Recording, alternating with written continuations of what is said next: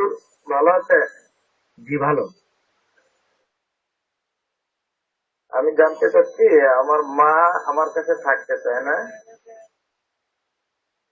এবং সে চায় আলাদা বাসা দেওয়ার জন্য, কিন্তু আমার দুই জায়গা বাসা দেওয়া সম্ভব না। আমার ওয়াইফ নিয়ে আমি ঢাকায় থাকি, সে গ্রামে থাকতে চায় এবং সে সবসময় চায় তার মেয়েদের ভিতরে থাকতে। এখন আমি এই মুহূর্তে কি করতে পারি?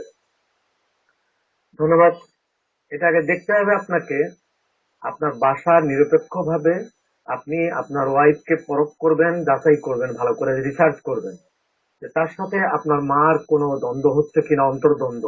মা হয়তো ভয় আপনাকে বলে না, বউ জামাই গোলমাল লাগাতে চায় না, বউর ভয়তে বলে না। ওটা আপনি আগে ভালো করে দেখবেন আগে। যদি তা না হয়, শহরে মা থাকতে না চায়, যদি মেয়েদের কাছেই থাকতে ভালোবাসে, আপনার উপরে বেজার না, তাহলে এটা করার কিছু নেই আপনার। মেয়েদের কাছেই মা থাকবে, শুধু মাকে আপনি ভরণ পোষণ দিয়ে যাবেন। মার খাবার যা লাগে তা দিবেন, কাপড় দিবেন, মার কাছে গিয়ে খবর নিবেন, ভালো মন্দ গিয়ে খাওয়াবেন, শারীরিক ভাবে খেদমত করবেন, চিকিৎসা করবেন, এগুলো চালিয়ে যাবেন। উনি মেয়েদের কাছে যদি কমফোর্ট ফিল করে, তাহলে মেয়েদের কাছে উনি থাক, এটা তো দোষের কিছু না। আর যদি আপনার সাথে, আপনার কথায়, আপনার আচরণে কিংবা আপনার স্ত্রীর আচরণে মা যদি কষ্ট পেয়ে যদি বলে যে আমি তোমাদের কাছে থাকবো না, আমি মেয়েদের কাছে থাকবো, তাহলে কিন্তু সর্বনাশ। এই বউর জন্য আপনাকেও জাহান্নাম যেতে হবে। তাহলে আপনি স্ত্রীর সাথে বোঝাপড়া করেন আগে, যে তুমি আমার মার দায়িত্বটা নিতে পারবা কি না। মাকে আগে বুঝিয়ে বলেন যে মা তুমি নির্ভয়ে বলো, আমাদের কোনো দোষ থাকলে আমরা সংশোধন হব, আমরা গোলমাল করব না।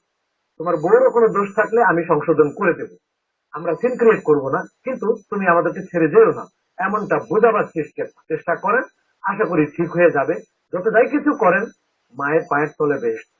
মা অসন্তুষ্ট হলে কিছু করার নাই। আল্লাহ আল্লাহ তাআলা আপনাকে, মার যদি অসন্তুষ্ট হয়, রেদা আল ওয়ালিদাইনে রেদা আল্লাহ ও সাখাত আল ওয়ালিদাইনে সাখাত আল্লাহ। মা বাবার বেজারে আল্লাহ বেজার, আর মা বাবার খুশিতে আল্লাহ খুশি। এটার বিকল্প কিছু করার নেই। তো হ্যাঁ, সে কথাই তো বলি। দেখেন রে ভাই, কি বলবো, আমার বাড়ির পাশে মাকে চকির উপরে সালাদ চট বিছাইয়া 100 বছরের একটা বালিশ, এই বালিশের বয়স কমপক্ষে 100 বছর হয়েছে, এই বালিশ মার সেখানে দিয়া তারপরে মাকে ঠান্ডা ভাত খেতে দেয়। আর এই ছেলে পীর সাহেবের জন্য মহিষ কিনে নিয়ে মহিষের সিংহের মধ্যে পতাকা বাইন্দা ছুটছে পীর সাহেবের দিয়ে। অথচ মাকে এই করে। এদের বেহেশত হবে এদের, বলেন? পীর সাহেবের পায়ের তলে বেহেশত আছে না মায়ের পায়ের তলে বেহেশত?